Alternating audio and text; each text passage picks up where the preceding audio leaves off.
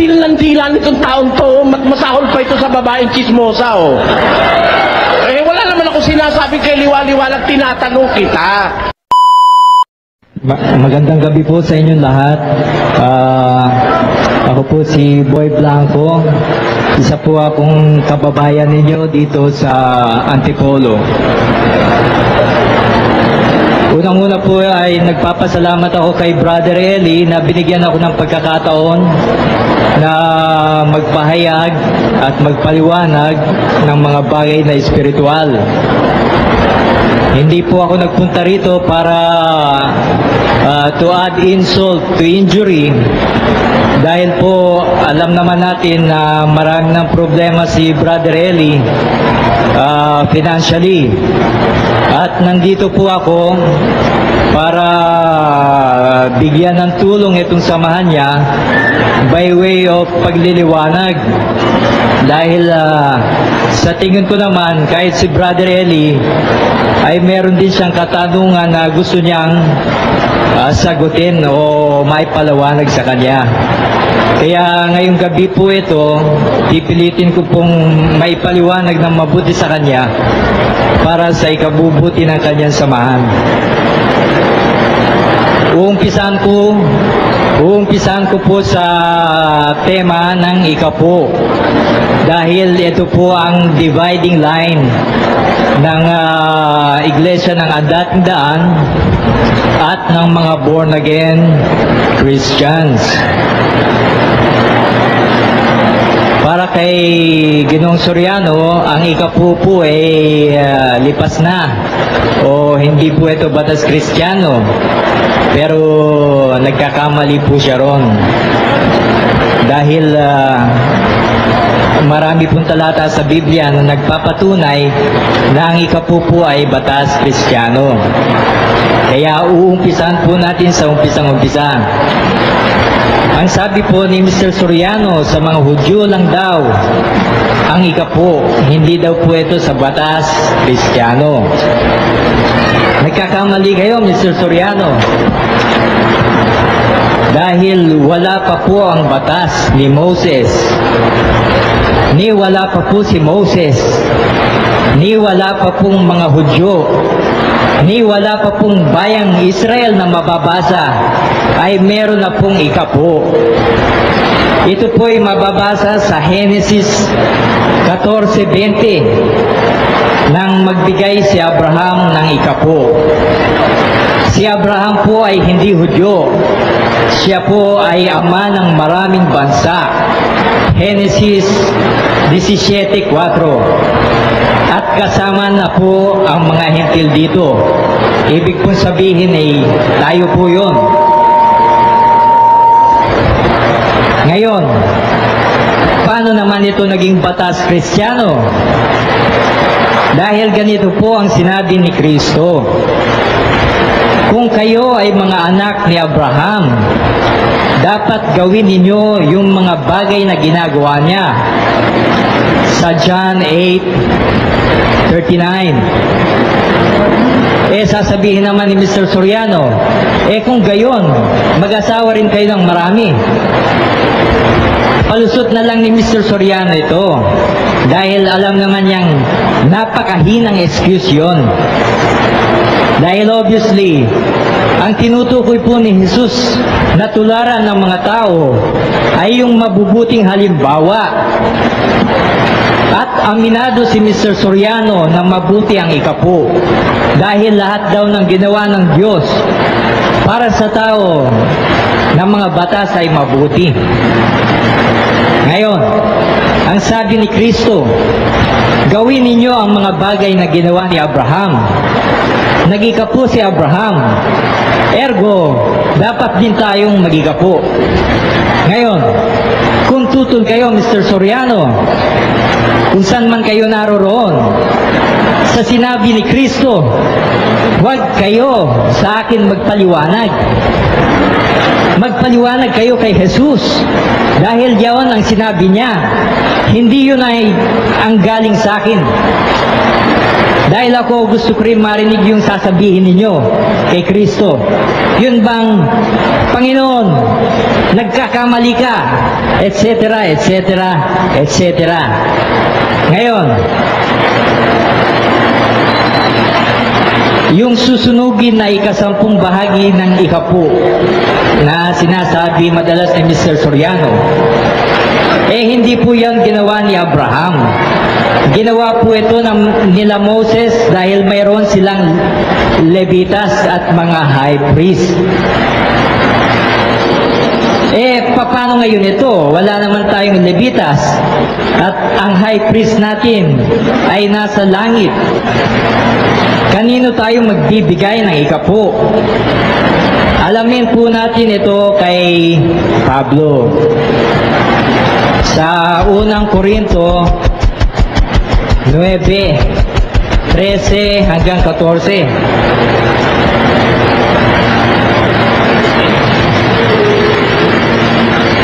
Ganito po ang sinasabi.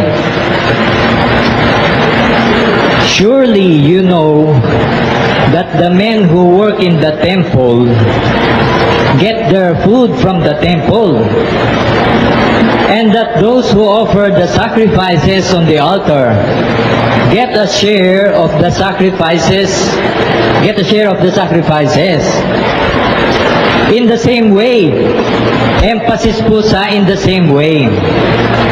The Lord has ordered that those who preach the gospel should get their living from it. Ayun po, yung pong nangangaral ng ebanghelyo, ayun po ang entitled sa ikapu. Ayun po ang sabi ni Pablo. Kasi in the same way, kung 10% nun, 10% din ngayon.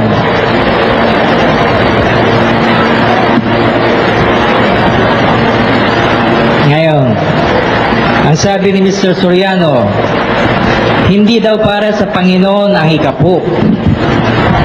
Ito daw ay para sa mga sacerdotes Levitas. Alamin po natin sa Malakay 3:8. Sa Malakay 3:8, ito po ang sinasabi. Is it right for a person to cheat God? Of course not. Yet you are cheating me. How, you ask? In the matter of tithes and offerings. Ngayon, dun sa nabasa nating talata, sino po doon ang pinagnanakawan? Yung mga Levites ba? O ang Panginoon? Maliwanag po ang Panginoon na tinutukoy doon At kaya kong ipitin si Mr. Soriano kung gusto niyang i-challenge ako. Dahil ang Panginoon po ang nagtatanong, is it right for a person to cheat God? Wala nang po Levitas dito Ang Panginoon na nakalagay Ngayon, ituloy po natin. A curse is on all of you because the whole nation is cheating me. Ito po ang masaklap sa nangyari sa ang dating daan. Meron silang curse, meron silang sumpa ngayon. Hindi ni Brother Eli malaman kung bakit nangyayari ito sa negosyo niya. Bakit daw ng negosyo niya?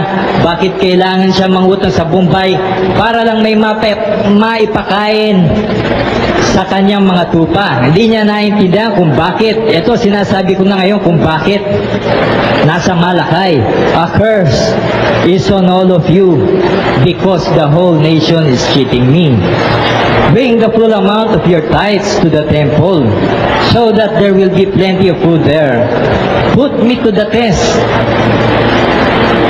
I-test daw po ang Diyos. Alalahanin natin ang tinukso po si Kristo. Ang sabi po ni Kristo dun sa demonyo, you shall not put the Lord your God to the test. Pero dito po sa Malakay, ang sabi po dito, test me. Subukin niyo ako. Kaya ganun na lang ang pang-atake ni Mr. Soriano sa mga nag-iikapo. Dahil palagay ko hindi po niya nasusubukan Kaya ganun-ganun na lang. Tuloy po natin. And you will see that I will open the windows of heaven and pour out on you in abundance all kinds of good things. I will not let insects destroy your crops, and your grapevines will be loaded with grapes. Then the people of all nations will call you happy, because your land will be a good place to live. Ito po ang gustong marinig ngayon ni President Joseph Erap Estrada. Dahil ito po yung sikreto kung paano uunlad ang bansa natin. Dahil ang bansa natin nakasumpa. Dahil kukunti lang po ang nag-iikapo. Ngayon, ang sabi ni Mr. Soriano, kung tunay nga ito, di dapat wala na tayong paglalagyan. Dahil siksik-liglig umaapaw sabi niya, siksik-liglig umaapaw di dapat wala na tayong paglalagyan. Do you realize, Mr. Soriano, kung ano ang sinasabi mo? You are saying that God is a liar. Yung mga taong hindi pinagpapala, obviously, hindi nag-iikapo yun. Kung mag-iikapo man sila, ay nasa maling kapamaraanan. Dahil may tama at maling kapamaraanan ang pag-iikapo. Kung galing sa masama yung ibinibigay nyo sa Panginoon, definitely, imbis na blessing ang pupunta sa inyo, ay magiging curse.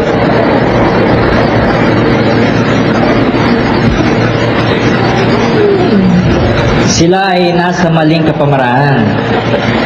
Pero never na magsinungaling ang Diyos. Dahil kayo mismo ang nagsabi noon, Mr. Soriano. Kayo mismo na ang Diyos hindi pwede magsinungaling. Kasasabi lang yan sa malakay. O ngayon sasabihin nyo, dapat sana wala nang paglalagyan. Ngayon, bago ko po basahin yung mga talata na si Kristo po mismo ang nagsabi, may I remind you, Mr. Soriano, na ang gamot na lumalaban sa asma, ang tawag po dito ay anti-asthma. Yung mga taong lumalaban sa salita ni Kristo, ang tawag ay Antichrist or Antikristo.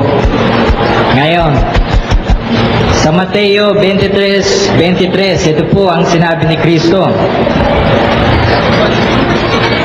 These things you should practice. Ano po yun? Ito po yung ikapo. Ituloy po natin. Without neglecting the others. Ang sabi naman ni Mr. Soriano, yung these things daw, ay yun daw yung justice and mercy, etc., etc. Lalabas noon si Mr. Soriano ang hindi nakakaintindi ng grammar. Dahil hindi naman yung ikapo ang inineglect, kung hindi yung justice and mercy. Pero pagbigyan po natin, these things you should practice, justice and mercy, without neglecting justice and mercy. Ganun po ba yun? Ang galing mo, Mr. Soriano. Sinasabi ni Mr. Soriano, wala daw kaming grammar. Born again na, Christian pa. Ano raw yun? For your information, Mr. Soriano, may mga born again na hindi naman Kristiyano at may Kristiyano na hindi naman born again. Actually, ito pong bansa natin ay Christian. Tinatawag na Christian. Pero does it follow na itong bansa natin born again? Hindi po. All you have to do is to read the tabloid. Basahin niyo yung mga tiktik, yung mga bandera, yung abante, at sabihin niyo sa akin kung born again nga itong bansa na to. Definitely hindi. Kaya nagkakamali ka, Mr. Soriano. Ikaw ang hindi nakakaintindi ng grammar. Pero, granting na pagbaliktarin natin yung order ng mga salita, papasok pa rin dun yung ikapu. Papasok pa rin dun eh. Ngayon, ang lusot ni Mr. Soriano ay ang kausap daw ni Kristo yung mga Pariseo at hindi mga Kristiyano. Tignan po natin sa Mateo 23:1 hanggang 3. Then Jesus spoke to the crowds and his disciples. 5 minutes to go. The teachers of the law and the Pharisees are the authorized interpreters of Moses' law. So you must obey and follow everything they tell you to do. Maliwanag po na ang kausap dito ay ang mga alagad niya. At sabi ni Kristo sa kanila, sundin ninyo ang pinagagawa sa inyo ng mga Fariseo. Obviously, kasama na po dito ang ikapo. Dahil yung mga hindi nga nila ginagawa, pinapangaral din. Ano pa kaya yung ginagawa nila? Definitely, pinasusunod din ng mga Fariseo ang mag-ikapo. At ang sabi ni Kristo, sundin nyo ang itinuturo nila. Hihirit na naman si Mr. Soriano. Hindi daw nag-iikapo si Kristo. Dahil ang kautusan daw ay hindi para sa matutuwid. Malayo na po yun sa pinag-uusapan natin, Mr. Soriano. Dahil hindi si Kristo yung tinitignan natin. Kung hindi po yung aral niya. Pero sakyan muna natin yung sinasabi ni Mr. Soriano. Kung si Kristo ay sumusunod sa mga palatuntunan, kung si Kristo ay sumusunod sa mga palatuntunan ng tao, kahit mali, ano pa kaya yung palatuntunan ng Diyos? Remember, nung nagtanong si Kristo kay Pedro, Pedro, kailangan ba tayong magbigay ng tax? Di ba, yung mga foreigners, kailangan magbigay ng tax? Oo nga po. Para wag na lang masaktan natin itong mga tao, magbigay na rin tayo. Bagamat labag sa kanila na sundin itong palatuntunan ng tao, ginawa nila. Ngayon sasabihin ni Mr. Soriano, hindi raw sinusunod ni Kristo ang palatuntunan ng Diyos dahil immune daw si Kristo Hindi daw para sa matutuwid ito At bakit naman siya tutuksihin pa ni Satanas kung alam ni Satanas na walang posibilidad na bumigay si Kristo? Ibig sabihin, may possibility na labagin niya yung utos. Ganun lang naman ang logic nun Nonsense po itong sinasabi ni Mr. Soriano. Ngayon, napitin na ako.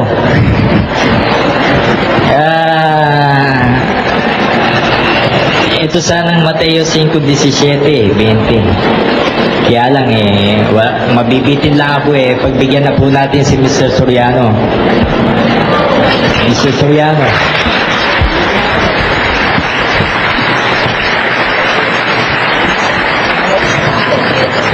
Magandang gabi po. Brother Eli Soriano. Pwede na po magsapol.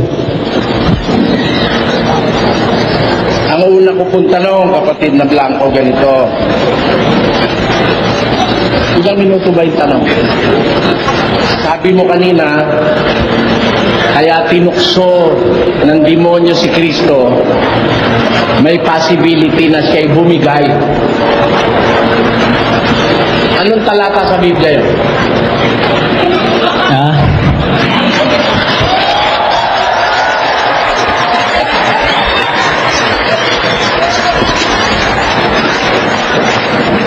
Mr. Soriano, sana naman po walang masyadong technical dahil... Huwag na sumagot ka sa tanong. Huwag ka magreklamo. Pagka sinabi mo, tandaan mo, pag sinabi mo, you are subject to cross.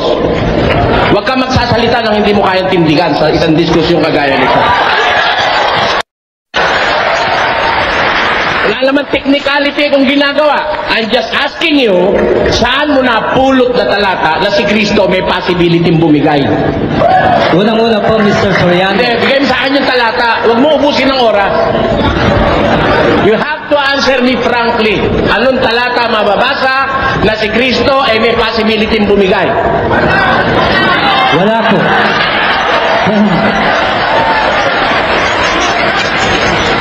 Hindi po sa ganong pangungusap dahil alam niyo naman, Mr. Soriano, na ang ginagamit... Inuubos mo oras, kapatid. Sumagot ka ng tama sa tanong. Wala. Anong talata? Walang talata. Salamat. Sagot mo.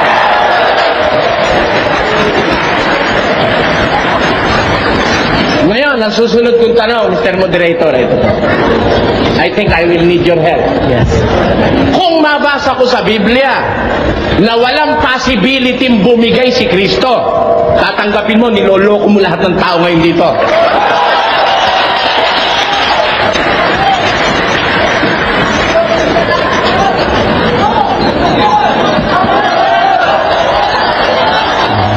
Sige po, pakibasa po, brother. Hindi po, Talata. patanggap muna po natin kay Mr. Blanco. Kasi yung sinabi niya, mali sa Biblia yun eh, kaya nga wala siyang mababasa eh. Kaya ang tanong ko ngayon, kung mabasa ko ba sa Biblia na walang posibilidad na si Kristo'y bumigay, tatanggapin mo. Tapos na ang diskusyon dahil niloloko mo lang ang mga tao rito.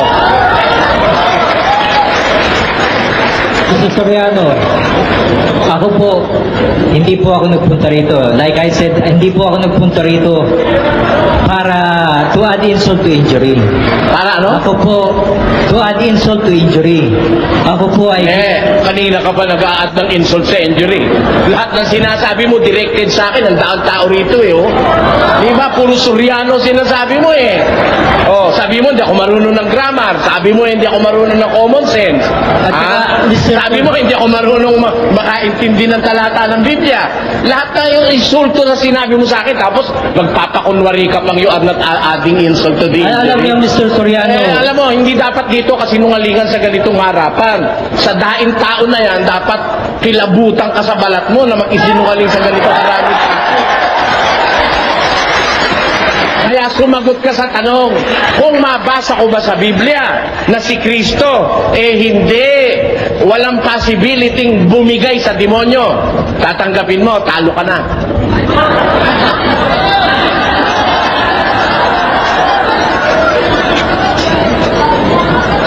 alam na po naman natin yung story eh. Bakit Hindi. tatanong sa You akin? are under cross. Nasa cross examination ka. Answer as technically as possible. Tumagot ka. Kung tatanggapin mo, natalo ka na pag nabasa ko na si Babasahin mo na lang, Kristo. Mr. Soriano. Wala namang ganyan eh. Bla-bla ko yung Ay, hindi. Diskusyon ito eh. Bla-bla ko yung Diskusyon ito eh. Dapat alam mo ang consequences ng pagharap mo sa akin. Ibahin mo ko sa ibang nakaharap mo. Diskusyon ito eh. Huwag kang humingi ng mercy sa akin. Dapat, paglalaban ka sa gera, kagaya niyan, ikaw pala marunong ng grammar, ako hindi. Ha? Ikaw pala nakakaintindi ng Biblia, ako hindi. Ikaw ngayon ang hihingi ng mercy. Ikaw pala ang totoo, ako'y mali.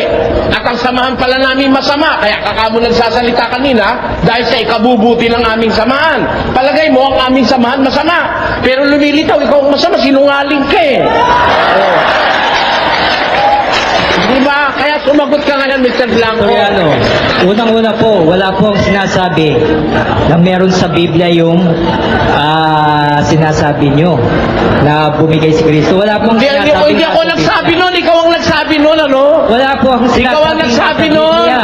na kaya tinukso ng demonyo si Kristo dahil may possibility siyang bumigay. Ikaw ang nagsabi. Bakit naman siya tutuksihin pa ni Satanas kung alam ni Satanas na walang posibilidad na bumigay si Kristo?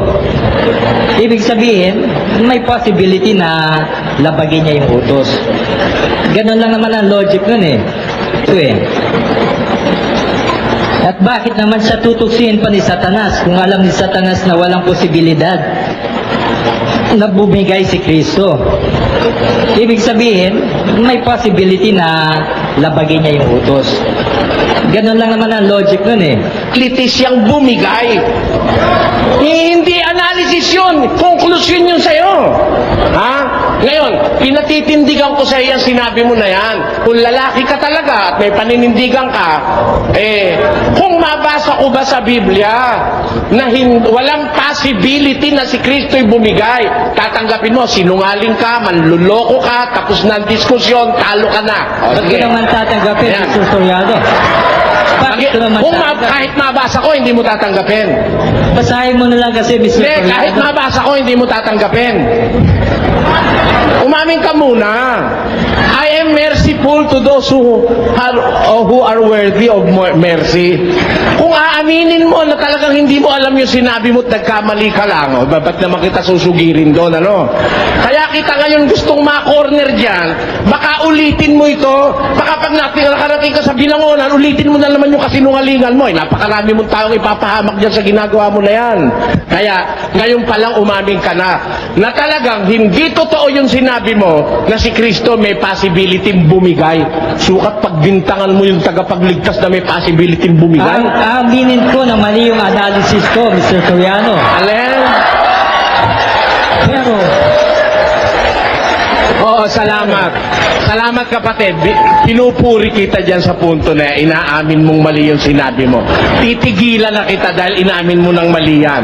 naman siya tutuksin pa ni Satanas kung alam ni Satanas na walang posibilidad na bumigay si Kristo. Ibig sabihin, may possibility na labagin niya yung utos. Ganun lang naman ang logic nun eh. Ginagawa mo na yan. Kaya, ngayon pa lang umamin ka na talagang hindi totoo yung sinabi mo na si Kristo may possibility bumigay. Sukat pagbintangan mo yung tagapagligtas na may possibility bumigay. Aminin ko na mali yung analysis ko, Mr. Soriano. Alin? Pero, Oo, salamat. Salamat kapatid. Pinupuri kita dyan sa punto na inaamin mong mali yung sinabi mo. Titigilan na kita dahil inaamin mo ng mali yan. Ngayon, lilipat ako ng ibang tanong. Pangalawang paksa po.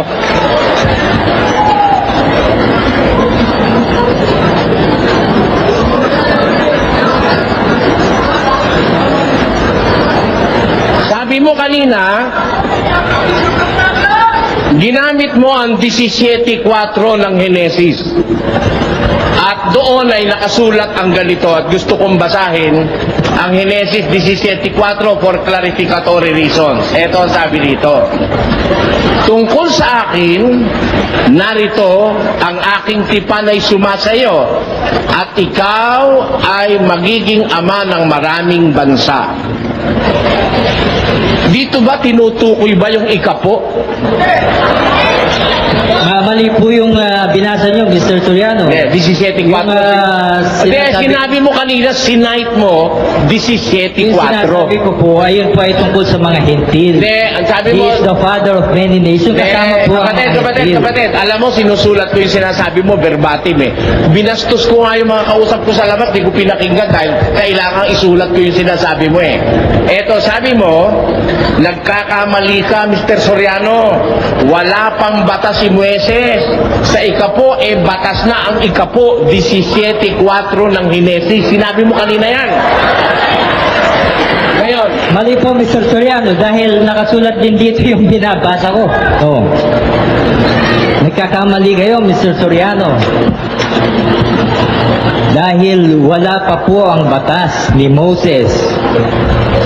Ni wala pa po si Moses. Ni wala pa pong mga Hudyo. Ni wala pa pong bayang Israel na mababasa. Ay meron na pong ikapo. Nang magbigay si Abraham ng ikapo. Si Abraham po ay hindi Hudyo. Siya po ay ama ng maraming bansa. Genesis 17.4. At kasama na po ang mga hentil dito. Ibig pong sabihin ay tayo po yun. Nagkakamali kayo, Mr. Soriano. Dahil wala pa po ang batas ni Moses, ni wala pa po si Moses, ni wala pa pong mga Hudyo, ni wala pa pong bayang Israel na mababasa, ay meron na pong ikapo. Si Abraham po ay hindi Hudyo. Siya po ay ama ng maraming bansa. Genesis 17:4. At kasama na po ang mga Hentil dito. Ibig pong sabihin ay tayo po yun. Sabi mo kanina, ginamit mo ang 17:4 ng Genesis. At doon ay nakasulat ang ganito at gusto kong basahin ang Genesis 17:4 for clarificatory reasons. Ito ang sabi dito. Tungkol sa akin, narito ang aking tipan ay sumasayo at ikaw ay magiging ama ng maraming bansa. Dito ba tinutukoy ba yung ikapo? Mali po yung binasa nyo, Mr. Soriano. Hindi, 17:4. Hindi, sinabi mo kanina, sinight mo, 17:4. Yung sinasabi ko po, ayun po ay tungkol sa mga Hentil. Hindi, ang sabi mo... He is the father of many nations. Kasama po ang mga Hentil. Kapatid, alam mo, sinusulat ko yung sinasabi mo, verbatim eh. Binastos ko nga yung mga kausap ko sa labas, di ko pinakinggan dahil kailangan isulat ko yung sinasabi mo eh. Eto, sabi mo, nagkakamali ka, Mr. Soriano. Wala pang batas si Moises. Sa ikapo, batas na ang ikapo, 17:4 ng Genesis. Sinabi mo kanina yan. Ngayon, Mali po, Mr. Soriano, dahil nakasulat din dito yung binabasa ko. ha? Babasahin ko ulit sa inyo, Mr. Soriano. Gusto mo patunayan? Si Abraham po ay hindi Hudyo. Siya po ay ama ng Wala ko maraming sinasabing bansa. Hudyo si Abraham. Ang isinight mong talata, doon ba sa 17:4 ng Genesis? Hindi po, Merong nagkabaligtad barong kayo, Mr. Soriano. Nagkabaligtad kayo. Ano? Anong talata sinasabi mo? Yung sinabi ko pong nag-ika po si Si Abraham.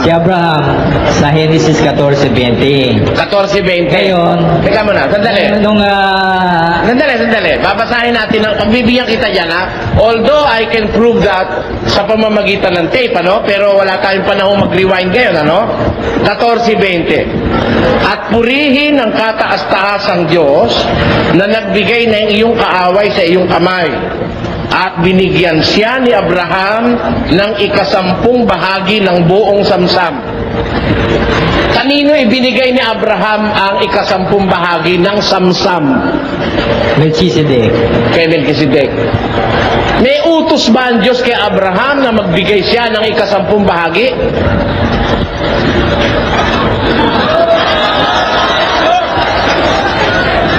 Hindi po natin alam. Wala pong mababasa sa Biblia.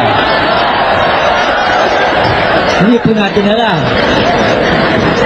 Bakit mo sinabi kanina na hindi pa iniuutos kay Moises, batas na kay Abraham kung hindi mo pala alam? Hindi po. Magpaliwanag ka, Mr. Blanco. Ganito po ang You sinabi seem ko. to contradict yourself. Palagay ko, wala ka sa sarili mo. Kanina sabi mo, nagkakamali ako. Ayan, nakalagay, kasulat verbatim mo. Dahil, sabi mo, kaya ako nagkakamali, si Abraham, hindi pa ibinibigay ang batas kay Moises tungkol sa ikapo. Sabi mo, si Abraham ay may batas na mag-ikapo. Kaya tinatanong kita ngayon, sabi mo, hindi mo alam na may batas pala ang Diyos kay Abraham magbigay Wala na po ang ikapo. sinasabing ganon, Mr. Soriano. Wala po. Soriano. Nagkakamali kayo, Mr. Soriano. Dahil wala pa po ang batas ni Moses. Ni wala pa po si Moses. Ni wala pa pong mga Hudyo. Ni wala pa pong bayang Israel na mababasa. Ay meron na pong ikapo. Nagkakamali kayo, Mr. Soriano. Dahil wala pa po ang batas ni Moses. Ni wala pa po si Moses. Ni wala pa pong mga Hudyo.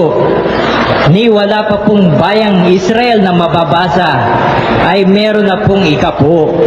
Sige, panoorin nyo sa telebisyon, mga kababayan, Hindi. no? Sa Panoorin nyo. telebisyon sa inyo, Tinatanggi Mr. niya yung sinabi niya, sinulat ko nga eh. Eto, Wala Mr. kayo, Soriano. kung pinahihindihan mo, hindi yan. Susunod na tanong ko. Yung ibinigay ba ni Abraham kay Melchizedek na ikapung bahagi, saan galing?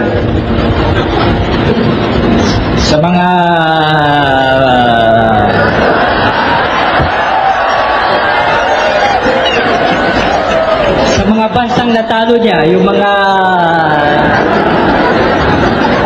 alam niyo naman yung Mr. Soriano eh, ba't niyo pa itatanong? Hindi. Ako sigurado ko, sarili ko, alam ko yun. Kaya ako tinatanong dahil ikaw ang hindi nakakaalam, kaya kita tinatanong. Ito susunod kong tanong. Yung bang samsam, yun ba pag-aari ba ni Abraham yon o inagaw niya lang? Ayun po ay pinagkaloob sa kanya ng Diyos. Hindi. Kaya nga siya nanalo eh. Hindi na usapan na, hindi yung sa Diyos ang pag-uusapan natin. Pinag-uusapan natin yung nasa kay Abraham na ibinigay niyang ikapo. Yung ba kanya o nasamsam niya?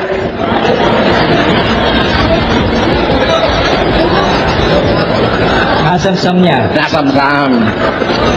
Yung bang iniutos na ikapo sa mga saserdotes Levitas, samsam ba yun? Pakiulit, Mr. Soriano. Uubusin mo oras ko, Mr. Blanco eh.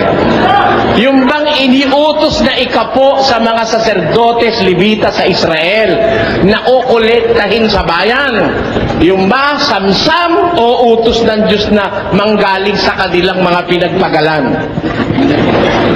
Ayun po ay utos ni Moises. Hindi, ano nga yun? Yung ba samsam, kapareho ba nung kay Abraham yon?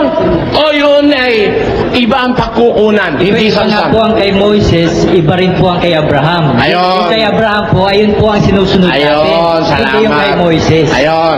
Sa mga tweet, ang susundin natin ngayon yung kay Abraham. Tama po. Ayan. Ikaw ba nanlilipol ka ba ng mga bansa at meron ka bang samsam para ka mag-ikapo? Mr. Soriano, huwag naman ganyan. Below the belt. Hindi. Below the belt. Ikaw ang nagsabi, ang susundin natin yung kay Abraham. Di ba? Sabi mo kanina yung susundin natin yung kay Abraham. At ang kay Abraham, samsam. Alam niyo, Ikaw ba, pag nag-iikapo ka, nagnanakaw ka ba para ipag-ikapo mo? Alam nyo, sinasabi nyo, Mr. Soriano, na pangit ang ugali ni Abraham. Hindi ganun. Sinabi sa'yo mo. Tingnan mo ha, tingnan mo.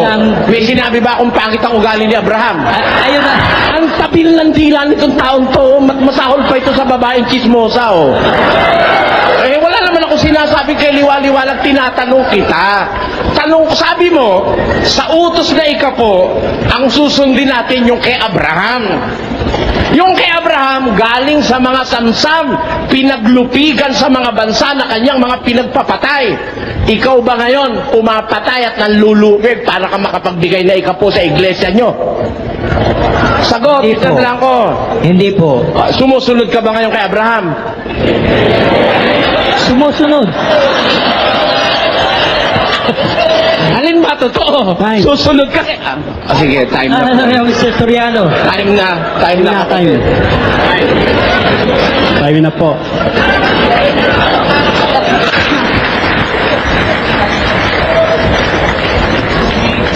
Sino po ba? Ako na uli. Ayun na po ba ngayon? Ako na bago po yung... Hindi, ako po. tema. Si Brother Eli po ngayon. Sasagutin ko po sa 20 minutes yung kanyang ikinalap na lagim dito sa Antipolo, mga kababayan. Huwag po kayong magagalit. Hindi po ako mabagsik sa kapwa. Galit lang ako sa maling turo. Sa mga kapwa-tao, wala po akong, kung gusto nyo, pagkatapos dito, i-blow out ko pa si Mr. Blanco, ano?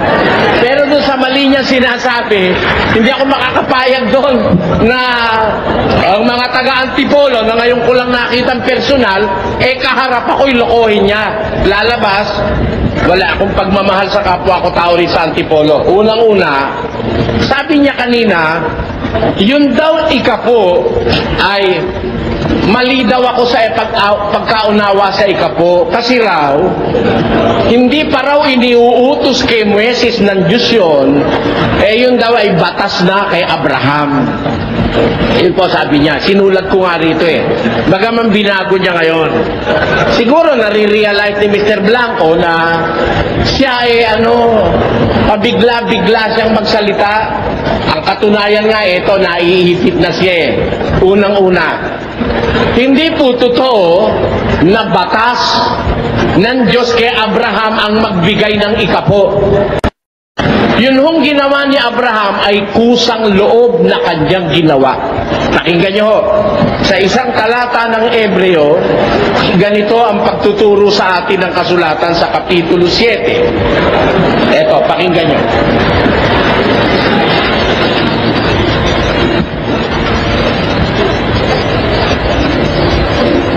Sa 7, versikulo 1. Sapagkat itong si Melkisedek, hari sa Salem, saserdote ng kataas-taasang Diyos, na siyang sumalubong kay Abraham sa pagbabalik galing sa paglipol sa mga hari, at siya'y pinagpala niya, na siya namang binahagi na ni Abraham ng 10 bahagi ng lahat, na kung sasaysayin, una-una, siya'y hari ng katwiran at saka hari naman sa Salem, na siya sa makatwid ay hari ng kapayapaan, na walang ama, walang ina, walang kapasimula ng araw ni katapusan ng buhay, dapat naging katulad ng anak ng Diyos na nananatiling saserdote magpakailanman. Nilay-nilayin nga ninyo kung gaano ang kadakilaan ng taong ito na binigyan ni Abraham na patriarka ng 10 bahagi ng mga pinakamagaling na samsam. Dito po sinasabi ng Biblia, itong si Melkisedek, nung si Abraham ay manggaling sa panlilipol sa mga bansa. Ang trabaho po ni Abraham noon, para makapag-establish siya ng isang kalalagyan niyang mahusay, nang lipol siya ng mga bansa at mga hari. Na-overpower niya yung mga hari. Kaya yung mga samsam, ang tawag huro yung mga spoils, yung mga samsam na nakuha niya doon sa mga natalo niya, nung siya'y pauwi, sinalubong siya ni Melkisedek na hari sa Salem. Ang Abraham na ito, nagbigay ng 10 bahagi ng lahat ng pinakamagagaling na samsam. Pag sinabing samsam, ito yung kanyang nakuha doon sa mga natalo niyang mga hari at mga tao. Yun ang ibinigay niya, ikapo noon kay Melkisedek. Wala hong sinasabi sa Biblia na si Melkisedek ay nanghingi. Hindi kagaya ng mga pastor ni Mr. Blanco, walang tigil ng kahihingi. Tinatakot pa miyembro na pag hindi raw nagbigay, ninanakawan ng Diyos. Walang mababasa si Mr. Blanco nang hingi si Melkisedek. Kusang loob na nagbigay si Abraham kay Melkisedek ng 10 ng pinakamagagaling na samsam. Ngayon, ano ang ibig ituro ni San Pablo? Ba't niya sinusulat ang talatang ito? Tuloy tayo. At katotohanan, ang mga anak ni Levi na nagsisitanggap ng katungkulang saserdote ay mayroong utos. May utos ho, wala? Ulitin ko.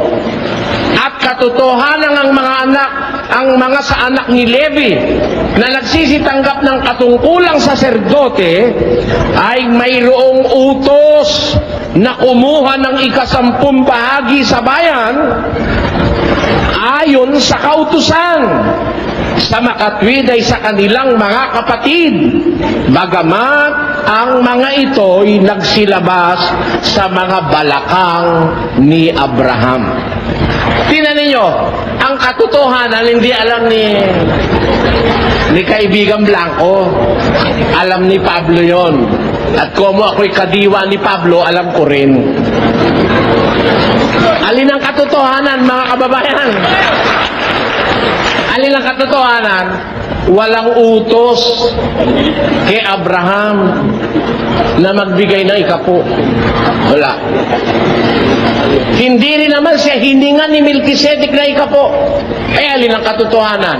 Ang katotohanan, yung mga anak ni Levi na nagsisitanggap ng katungkulang pagkasaserdote, yun ang may kautusang kubuha ng 10 bahagi sa kanilang mga kapatid.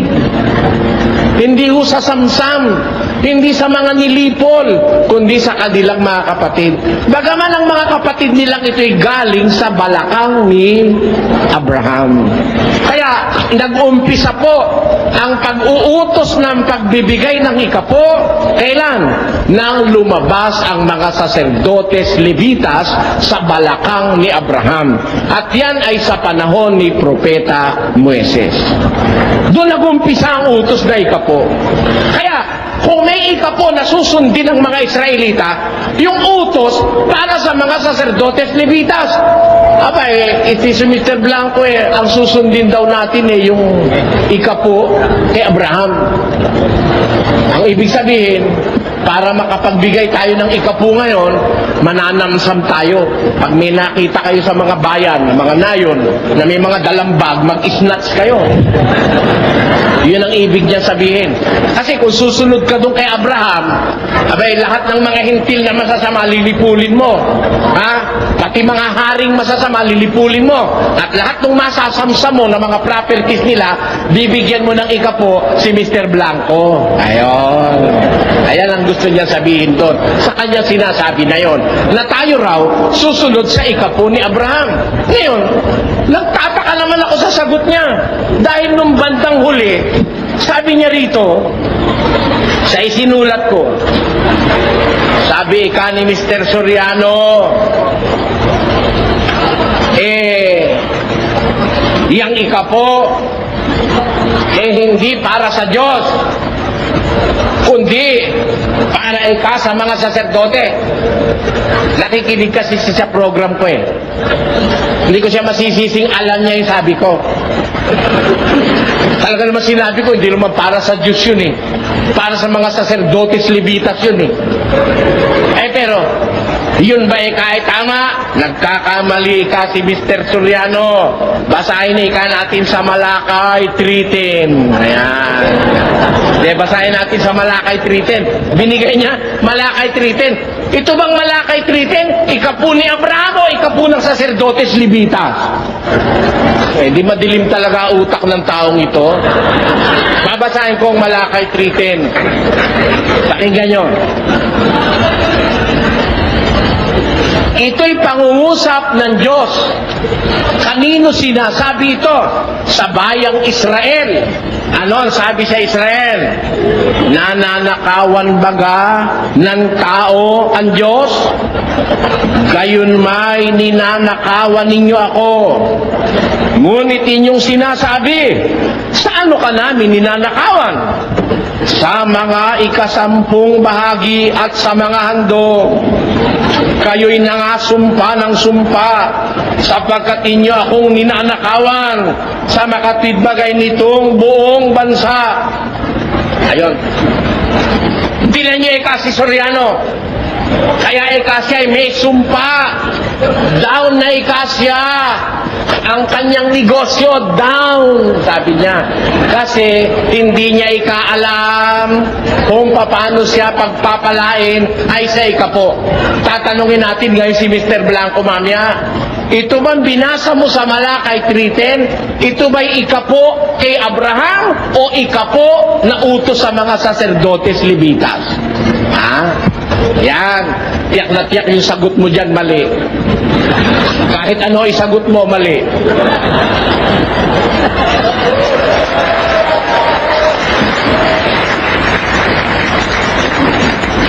Ngayon, para sa impormasyon ni Mr. Kasi nagkakalat siya ng rumor mongering yan eh. Down na raw ang negosyo ko. For your information, kapatid, hindi down ang negosyo ko. Mabili pansit namin, kala mo. Ha? Baka hindi mo alam ang negosyo ko. Ha? Meron akong piggery, meron akong palaisdaan, meron akong auto supply, meron akong butika. Ano? Meron akong feed supply, poultry supply, 3. Ang restaurant ko, 6. Ano? Meron akong piggery, tapos meron pa akong general merchandise. Meron pa akong tindahan ng meat supply. Yon. Lahat ng yun, hindi down. Kaya lang kinakapos ang kita sa pagmamahal sa kapwa. Nauubos sa pagmamahal sa kapwa. Hindi down yun. Huwag ka magpaparatang na ako'y sinusumpa ng Diyos. Hindi totoo yun ang sinasabi mo, sinusumpa ako ng Diyos. Ang sinusumpa ng Diyos, yung mga born again na pastor na inuutusan ng miyembrong magpalimos sa daan. Kami walang nagpapalimos sa amin. Ha?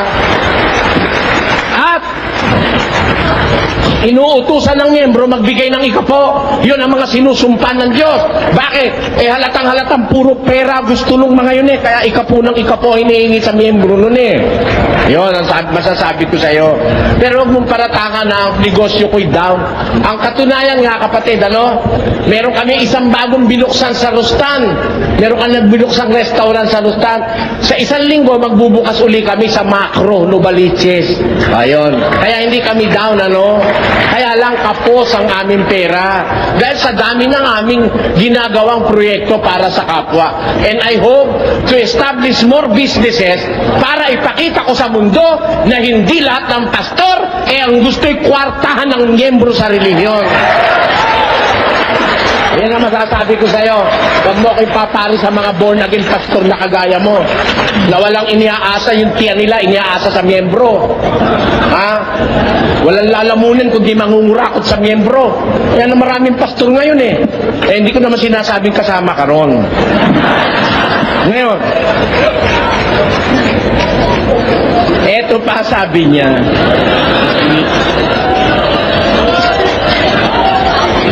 Sabi niya kanina, natawa ko doon sa labas mag-isa. Bagaman hindi ko pinarinig sa mga nasa labas, natawa ko sa sarili ko.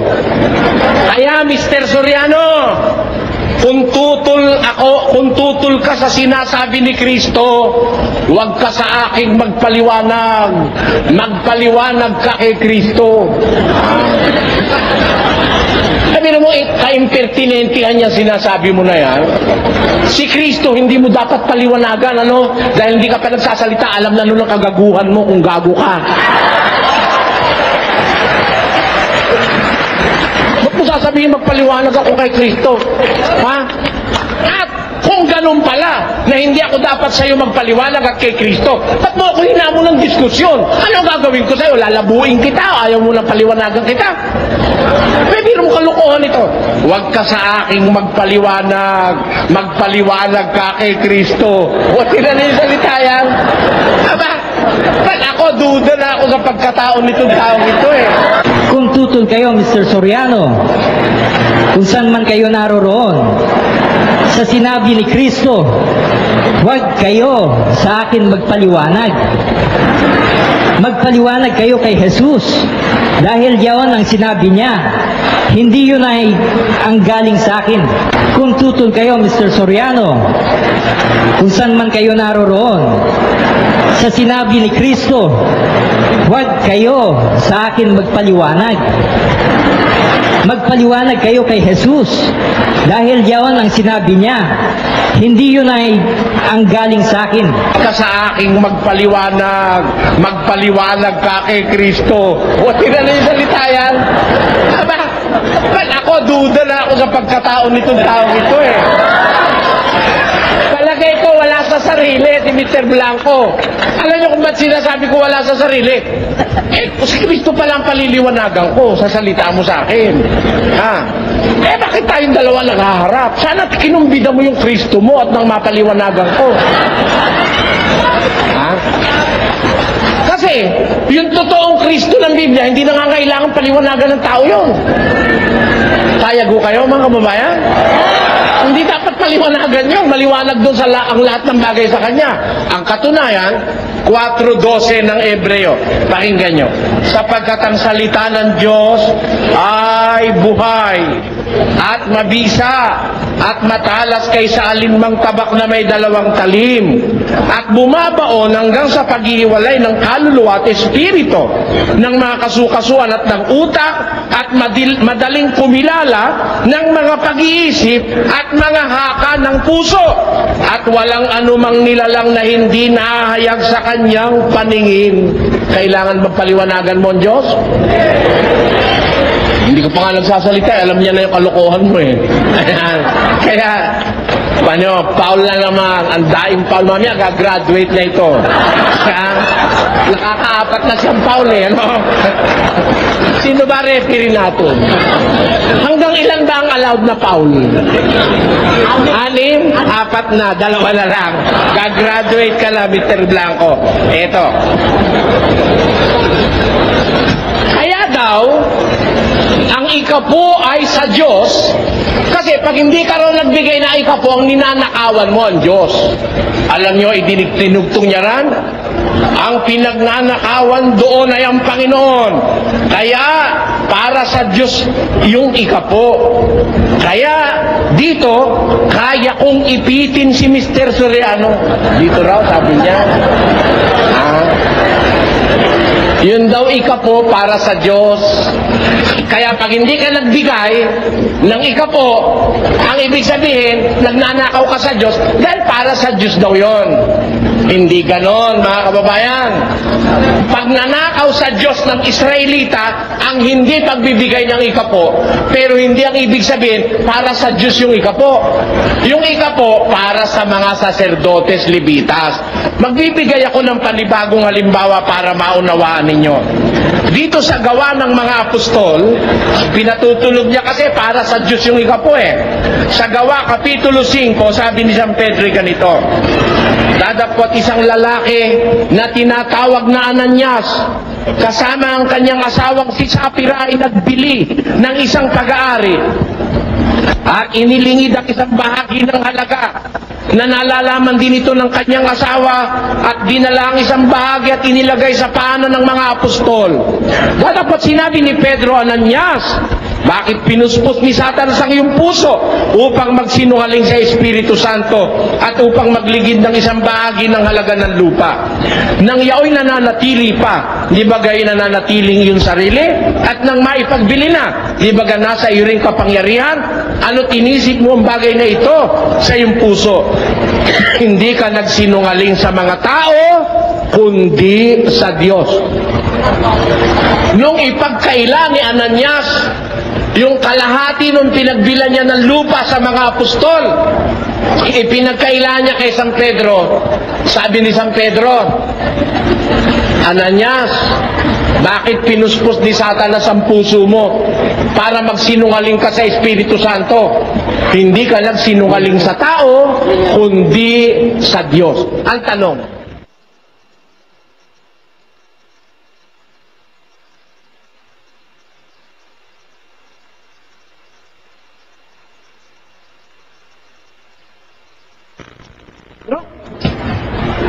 Pero, yung pagsisinungaling niya kay Pedro, pagsisinungaling niya yun sa Diyos. Sabi ni Pedro.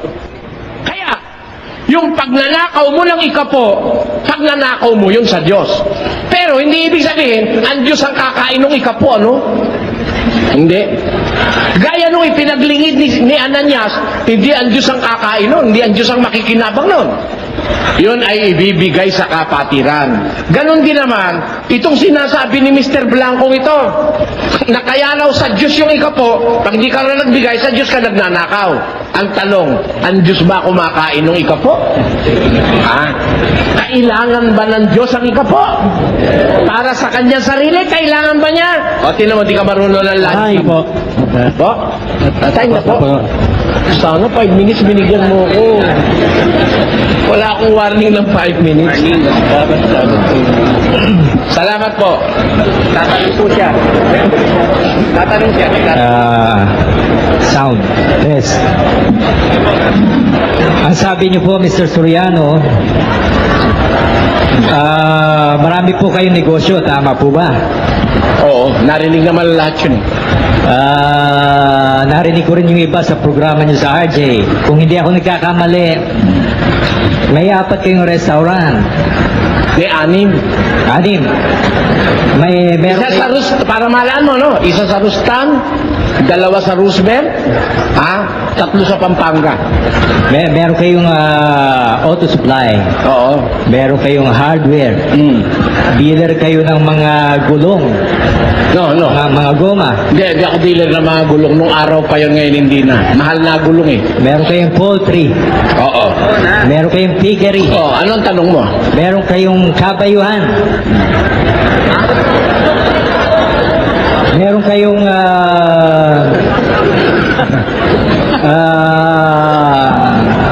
dealer kayo ng mga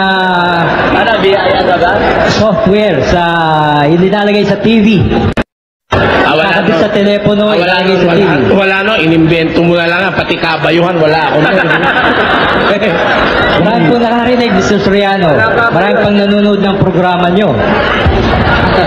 Meron din kayong,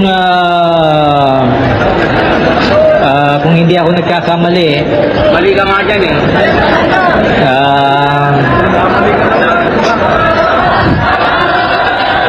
ang koleksyon nyo dito sa samahan ay milyones. Tama po ba? Milyones. Ano no? Milyones, koleksyon. Milyones. Alin, ano kapatid? Milyones po ang koleksyon nyo sa mga samahan ninyo. Milyones ang koleksyon namin sa samahan?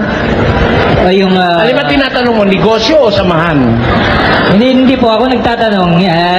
Mamaya na kayo magtanong dahil ito Hindi, tinatanong ko nga sa'yo kung ano yung tinatanong mo eh. Hindi po, malalaman yung Magulo mamaya. kasi tanong mo eh. Alin ba tinatanong mo koleksyon namin? Sa negosyo o sa hindi. samahan? Sa samahan po dito. Samahan na alin? Samahan mo ng ang dating daan. Church of God. Yun. Manumbuti liliwanagin mo kasi yung ang dating daan, hindi samahan yung programa sa TV yun eh. Hindi samahan yun. Sa Church of God, ang koleksyon namin ay umaabot siguro na 1 taon, mga 30 milyon. Yun. Pwede na po yun. Gumagastos naman kami mga 178 milyones isang taon. Recorded yan, recorded. Pero ang logic ko kasi, lagi nyo kasing sinasabi, kayo po ay maliit. Ano, no? Maliit po kayo. Oo, talaga maliit ako. Physically, hindi maliit si Soriano. Halos 6-footer si Soriano. Ikaw pala piloso po eh. Financially, hindi mo rin masasabing maliit. Maliit din, maliit. Saan kayo ngayon maliit, Mr. Soriano? Maliit sa lahat ng Pag bagay. tinanggap niyong spiritually maliit kayo, tatanggapin ko. Eh. Pero financially, wag niyo na akong, wag niyo na ang idikdik sa isip ko at nanloloko kayo, Mr. Soriano. Nanloloko ko? Kaya mo patunayan na loloko ko? Kasasabi niyo lang. Na? Meron kayong 4 na restaurant. Meron kayong poultry, may piggery, may hardware, may auto supply. Oh. Meron pa nga kayong Mustang na classic. Meron pa kayong collection na coins na libo-libong halaga. Oh, ngayon. Sabihin nyo ngayon sa akin kung saan kayo maliit. Dahil itong mga bagay na to ay milyon-milyon ang halaga. Maliit dahil alam mo kasi kapatid, yung milyon ngayon maliit yun. Maliit yung milyon. Magaling, Mr. Soriano. Hindi pa ako tapos sumagot. Milyon-milyon nga ang koleksyon namin. Pero ang pambayad namin sa TV, milyon-milyon din. Kaya maliit yun. Maliit yun. Alam mo kung bakit maliit? Sa isang linggo nagbabayad kami sa telebisyon ng 600,000. Kaya sa isang buwan, 3 milyon yun pati tapes. Kaya maliit ko maliit para sustinihan yung gawain namin. Naintindihan mo? At yung nakukoleksyon namin sa mga kapatid, maliit pa rin para sustinihan ang gawain. Dahil baka hindi mo alam kung magkano isang kilo ng galunggo ngayon. Ha? Alam mo, yung milyon ngayon, hindi malaki yun, maliit yun. Pwede na po yun, Mr. Soriano. Maliit na pala ngayon ang Oras na po, milyon. Ang una kong tanong uli, kapatid, ganito. Sabi mo kanina, dito sa ating bansa, mga Christians, pero hindi lahat ng Christians born again, sabi mo. Tama po. Meron bang Christian sa Biblia na hindi born again? Meron po. Asan? Si Judas. Ha? Asan? Si Judas. Basahin mo. A person who is born of water and of the Spirit is born again. Tama po ba? Si Judas ba? Si Judas po puspos ng demonyo eh. Paano magiging born again yon? Hindi. Ang tanong, asan talata? Kayo po ang nakakalam ng talata niya, Mr. Soriano eh. Sa John 6:70. Nung bang gawing si Judas, nung bang gawing apostol, puspos ng demonyo si Judas? Hindi natin alam. Ikaw ang nagsabi, puspos ng demonyo si Judas eh. Tapos hindi mo alam. Tinan mo, nagsasalita ka ng... Hirap sa'yo, nagsasalita ka na hindi mo alam eh. Inuulit ko, tanong ko. Sabi mo, si Judas hindi born again dahil puspos ng demonyo. Tama po. Tanong, nung bang gawin siyang apostol, ha? Puspos ba siya ng demonyo o hindi? Hindi po natin alam. Di ba totoo na sinabi mo na si Judas ay hindi born again dahil puspos ng demonyo? Nasa plano po yan ng Diyos. Yeah. Kung gusto po niya maglagay ng... Sumagot ka ng tanong sa tanong. Hindi ba totoo, sabi mo, na si Judas ay hindi born again kasi puspos ng demonyo? Tama Di ba sabi po. mo? Yan.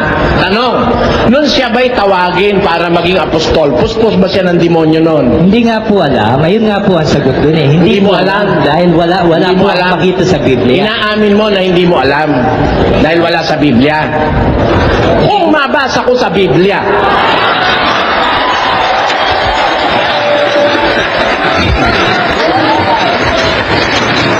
Kung mabasa nyo, Mr. Soriano, kung mabasa ko sa Biblia na si Judas nung tawagin, ha? At nung si Judas ay gawing apostol, at nung si Judas ay bigyan ng karapatang magmilagro, hindi siya puspos ng demonyo, tatanggapin mo talagang manluloko ka? ba't ko naman tatanggapin nyo, Mr. Soriano? Sa makatwid, makapal ang pagmumukha mo kahit na mabasa, ayaw mong tanggapin. Baka sabihin ko lang na... Hindi, sumagot ka sa tanong ko.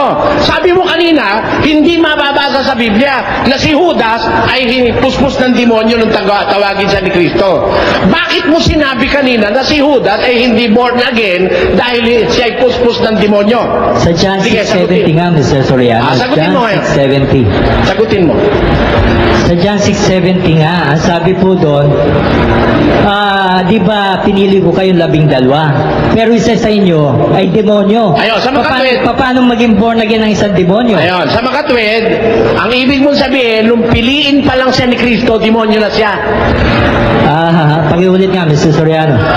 Yung isinight mong talata, sabi mo 6:17? 6:70. Ang tanong ko sa'yo, nung bang piliin siya ni Kristo, demonyo na siya? Wala po akong mabasa. Hindi ko po alam yun. Kung may alam kayo, sabihin nyo na. Hindi, tinatanong kita, wag mo kong utusan kung anong gagawin ko. Ako ang bahala sa sarili ko, ha? Ikaw ang problema mo, sagutin mo yung sinasabi mo. Sabi mo kanina, si Judas ay hindi born again, pero Kristiyano. Tama. Tama. Membro siya ni Kristo eh. Kristiyano. Bakit siya hindi born again? Dahil sabi mo, puspos siya ng demonyo. Trinidor nga niya si Jesus eh. Paano magiging born again? Ang tanong ganito. Nung bang siya'y tawagin ni Kristo at bigyan ng tungkuling pagka-apostol, puspos na ba siya ng demonyo o hindi pa? Hindi ko nga alam. Hindi ko po alam. Hindi mo alam. Dahil marami Bakit mo sinabi na si Judas ay puspos ng demonyo, kaya hindi siya born again, eh hindi mo pala alam? sa John 6:70 nga, Mr. Soriano, paulit-ulit lang tayo. Anong sabi ng 6:70 nandyan? 6:70, didn't I choose the 12 of you? Yet one of you is a devil. Ayan, mga katwid, ang pinagbabatayan mo yung salita ni Kristo, na si Kristo, si Judas ay puspos ng demonyo. Tama po. Na ang sabi mo, sabi ni Kristo, hindi ba kayo'y pinili ko 12 at ang isa sa inyo ay diablo? Ang ibig bang sabihin nun, kapatid, nung piliin ni Kristo si Judas, diablo na siya? Hindi ko po nga mabasa, hindi ko po alam. Kayo nakakalam. Ano ngayon ang ibig sabihin nung binasa mo? Ikaw ang bumasa nun, sasabihin mo, di mo alam.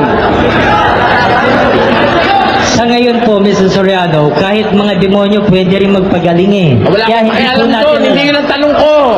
Wala naman pagpapagaling sa tanong ko. Ikaw po, usapan natin eh. Pambihira ka, oh. Ikaw, tatanong ko sa'yo uli, bakit mo binasa yung 6:70? Ano gusto mong palitawin doon? Paano po magiging born again si Judas? Eh, sinabi na nga po ni Kristo na siya ay demonyo. Ayun, sa makatwid. Kristiyano po siya. Sa susunod tanong. Pero hindi po siya Sa born makatwid, again. sa susunod ko tanong ganito. Sige. Never in the life of Judas na siya'y na-born again.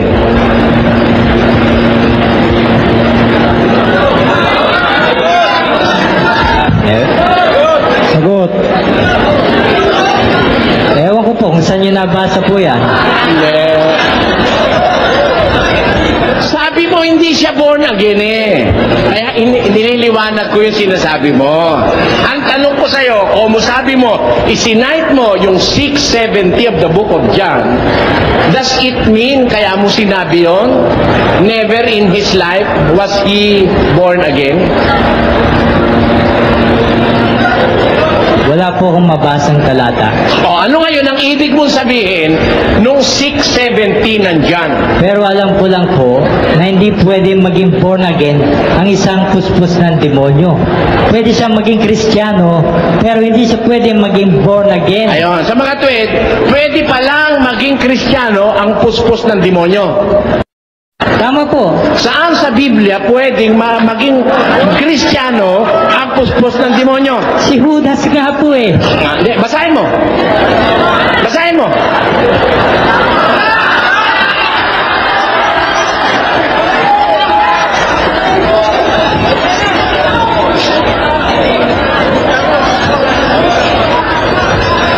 Kasi pag nagpakawala ka ng salita at tatandaan mo at ako ang kausap mo, susulitin ko sa iyo yan. Kaya ngayon, hinahanapan kita ng ebidensya. Hindi naman ako nagmamanong Marami sa iyo. talata yun. Ang masasabi ko lang sa iyo, no, mag-iingat kapag ako kausap mo. Eto, palitawin mo ngayon sa Biblia yung paniniwala mo na may Kristiyano na hindi born again. Pinalitaw mo si Judas. Tinanong ko, kahit kailan ba hindi naging born again si Judas? Sabi mo, hindi mo alam. O ngayon, bakit mo ginamit ang 6:70 of John? Dahil yun lang po ang maliwanag. Ano ang sabi? Ano maliwanag doon? Na siya ay demonyo. Si Judas ay demonyo. Tanong uli. Po. Nung piliin ba ni Kristo si Judas, demonyo ba siya? Hindi po natin alam. Maring oo, maring hindi. Hindi natin alam. Kung mabasa ko sa Biblia na hindi siya demonyo nun, tatanggapin mo talaga ignorante ka. Basahin nyo, Mr. Soriano. Tatanggapin mo, ignorante ka. Tanggapin mo muna. Sige na, Mr. Soriano, basahin nyo na. Tanggapin mo muna. Tatanggapin mo ba? Tatanggapin ko. Tatanggapin mo, ignorante ka. At pangangako mo ba sa Diyos at sa tao na hindi ka na mangangahas magdadaldal ng hindi mo naiintindihan? Ayun po ang hindi ko mapapangako dahil Talagang magpapatuloy ka pa rin sa pagdadaldal ng hindi mo naiintindihan. Yun ang ibig sabihin nun. Kaya lilipat ako ng talong. Ito, susunod kong talong. Sabi mo sa akin kanina, sabihin ko sa iyo kung saan ako maliit. Ano? Sa palagay mo, kapatid, saan ba ako maliit? Sa palagay mo, saan ako maliit? Hindi ko nga po alam eh, kaya sabihin niyo na po. Hindi, may sinabi ka kasi kanina eh. Sabi mo, maliit ako sa spiritual eh. Sinabi ko nga po, physically, hindi ko na makita na maliit kayo dahil halos sige. 6-footer kayo. Sa makatwid. Financially, hindi ko rin kayo makitang maliit. Spiritually, ito nga, ikapu nga lang eh. Hindi nyo pa matanggap-tanggap. Ang dami ko nang nabasa. Naubos na itong buong araw natin. Ayun, sa mga tuwid, saan ako maliit? Saan ako maliit? Sumagot ka, kapatid. Sagot. Kung sasabihin nyo po, Hindi, ikaw nga nagsasabi, ikapulang, hindi ko pa maintindihan ka mo eh. Sa iyong palagay, kaya mo sinasabi yun, saan ako maliit? sa palagay ko po, sa spiritual. Ayun.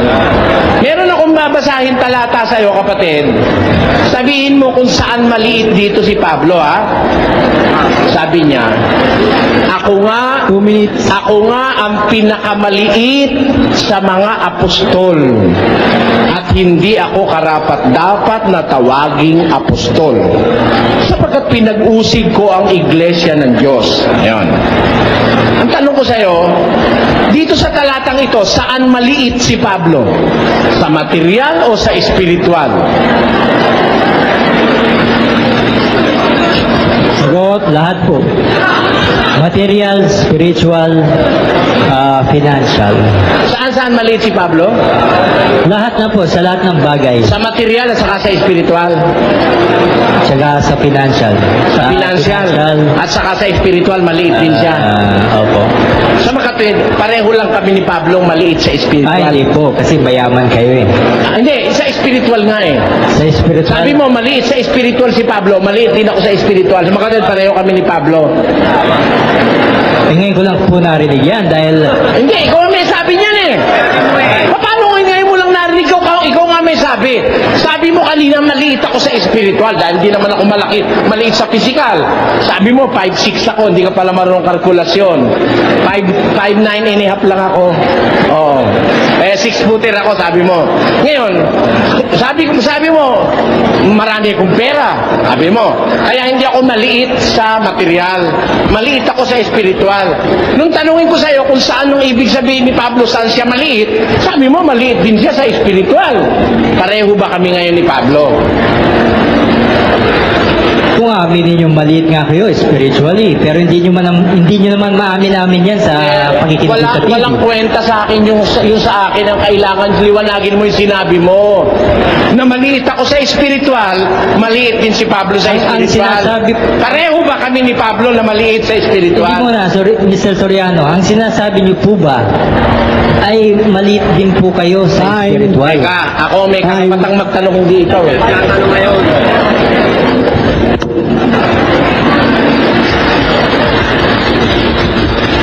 Alam nyo mga kapatid, itong aming tema